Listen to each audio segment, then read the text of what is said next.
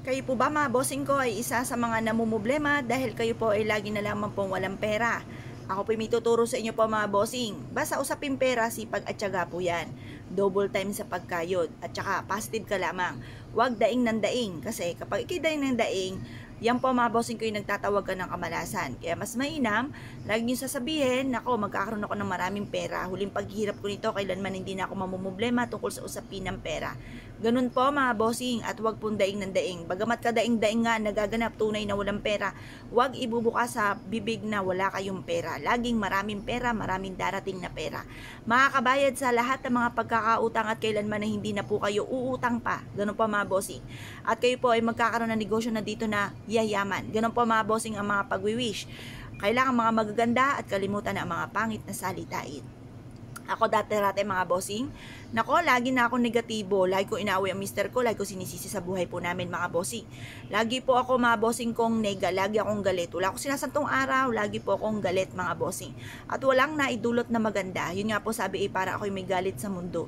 Kasi nga po, ang dami-dami ko mga problema pinagdadaanan dati. At yun po, lagi ko iminimaintain sa aking isipan na malas. Ayun, walang nangyari kundi malas. Kaya binago ko po ito. Ako po hindi nakakalimot magdasal tuwing umaga, lagi ako nagtatapon ng mga kamalasan, nagwi-wish pa ng mga magaganda ang sinasabi. Bagamat paminsan ay nagagalit pero hindi mini-maintain sa puso't isipan ang galit. Isang bigla ang galit tapos na maya-maya makalipas lang ng ilang minuto, magkakape lang ako, titimplahan ako ng pamilya ko ng kape, okay na po ako mga bossing. Yung mga ganon kasi dati mini-maintain ko sa isipan ko, naku wala akong pakalang kahit magalit ka sa akin, yung mga ganyan mga bossing.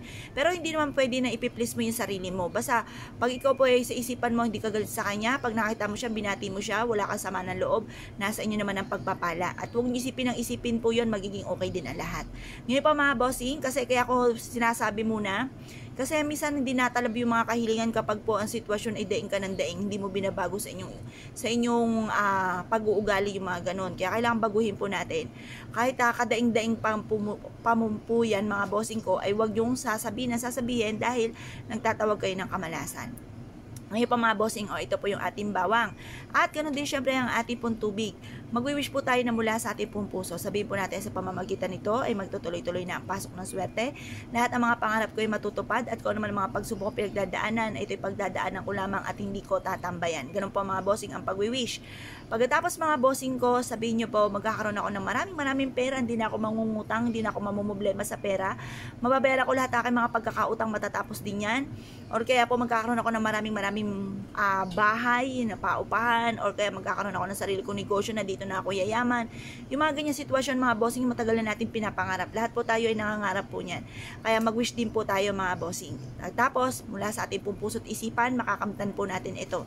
Pagtapos ihulog nyo po siyang ganyan mga bossing, at hayaan nyo lamang po siya dyan. Basta i-maintain na malinis ang ating pong tubig at yung ating bawang kailangan laging sariwa. Kapag po ito'y natuyo na, itapon nyo po yan. Kapag yung ating tubig naman ay parang madumi na, ang daming mga latak, itapon nyo rin po yan mga bossing at yan po ay makakatulong upang sa ganoon magtuloy-tuloy ang swerte po natin. Mga pagsubok na yan, pagdadaan na lang po natin yan at hindi natin yan tatambayan mga bossing. Ngayon pa mga bossing, kung kayo pinaniwala at nais po itong gawin, huwag na po kayo magpatumpik-tumpik pa. Subukan nyo po ito, proven po ito na napakaswerte. Basta positive ka lamang, makakamtan natin lahat ng ating mga pinapangarap sa buhay. At yan po mga bossing ko, ipagdadaan na lang po natin at hindi natin tatambayan. Marami kayong pwedeng paglagyan po nito mga bossing. Pwede nyo po itong ilagay sa ilalim ng inyo pong higaan. Pwede rin ito sa likod ng pinto ng inyong main door or bago pumasok ng inyong pong pintuan. Or sa katapat mismo ng inyong pong main door para may papasok pa lang na negatibo, taboy na po kaagad niya dahil ito po isa sa mga subok na maswerte.